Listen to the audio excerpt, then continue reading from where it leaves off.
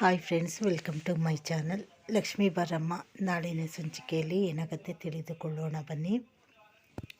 ಲಕ್ಷ್ಮಿ ಮಲಗಿರುತ್ತಾಳೆ. ಆಗ ಕೀರ್ತಿ ಅವಳಿಗೆ ಕರೆದ ಹಾಗೆ ಕೇಳಿಸುತ್ತದೆ. ಇದ್ಯಾಕೆ ಕೀರ್ತಿ ಹೀಗೆ ಕರೆಯುತ್ತಾ ಇದ್ದಾರೆ ಅಂತ ಹೇಳಿ ಸುತ್ತ ನೋಡುತ್ತಾ ಇರುತ್ತಾಳೆ. ಲಕ್ಷ್ಮಿ, ನನ್ನ ವಯಸ್ಸನ್ನು ನನಗೆ ಬಿಟ್ಟು ಕೊಡು ಅಂತ ಹೇಳುವ ಶಬ್ದ ಕೇಳಿ ಲಕ್ಷ್ಮಿ ಹೊರಗಡೆ ಬರುತ್ತಾಳೆ. ಆಗ ಬಾಗಿಲುಗಳಿಂದ ಜೋರಾದ ಗಾಳಿ ಬೀಸುತ್ತಾ ಇರುತ್ತದೆ. ಇನ್ನೊಂದು ಕಡೆ ಕಾವೇರಿ ಹೊರಗಡೆ ಬಂದು ನೋಡಿದಾಗ ಇದೇನು ಲಕ್ಷ್ಮಿ ಇಷ್ಟೊತ್ತಿನಲ್ಲಿ ಎಲ್ಲಿಗೆ ಹೋಗ್ತಾ ಇದ್ದಾಳೆ ಅಂತ ಹೇಳಿ ಅವಳನ್ನು ಹಿಂಬಾಲಿಸಿಕೊಂಡು ಹೋಗುತ್ತಾಳೆ. ಸಡನ್ನಾಗಿ ಲಕ್ಷ್ಮಿ ಒಂದು ರೂಮಿಗೆ ಹೋಗಿ ಅವಳ ಥರ ಶ್ರೇಷ್ಠ ಹೇಗೆ ನಡೆಯುತ್ತಾಳೆ ಹಾಗೆ ನಡೆಯುತ್ತಾ ಅವಳ ಬಟ್ಟೆಗಳನ್ನು ಹಾಕಿಕೊಂಡು ಅವಳ ಥರ ಸಖಿಯ ಹಾಡಿಗೆ ಡ್ಯಾನ್ಸ್ ಮಾಡಲು ಶುರು ಮಾಡುತ್ತಾಳೆ. ಇದನ್ನು ನೋಡಿ ಕಾವೇರಿ ತುಂಬ ಶಾಕ್ ಆಗುತ್ತದೆ.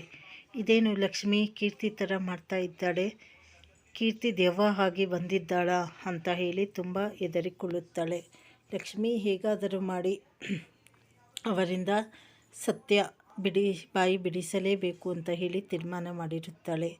ಕೀರ್ತಿ ದೆವ್ವ ಆಗಿ ಬಂದು ನಿಜವಾಗಲೂ ಲಕ್ಷ್ಮಿಯನ್ನು ಕಾಡುತ್ತಾ ಇದ್ದಾಳಾ ಅಥವಾ ಲಕ್ಷ್ಮಿನೇ ಅವರ ಅತ್ತೆ ಸತ್ಯ ತಿಳಿದುಕೊಳ್ಳಲು ಈ ರೀತಿ ನಾಟಕವಾಡುತ್ತಾ ಇದ್ದಾಳಾ ಅಂತ ಹೇಳಿ ಮುಂದಿನ ಸಂಚಿಕೆಗಳಲ್ಲಿ ತಿಳಿದುಕೊಳ್ಳಬಹುದು. ಚಾನಲನ್ನು ಲೈಕ್ ಮಾಡಿ, ಶೇರ್ ಮಾಡಿ, ಸಬ್ಸ್ಕ್ರೈಬ್ ಮಾಡಿ. ಧನ್ಯವಾದಗಳು.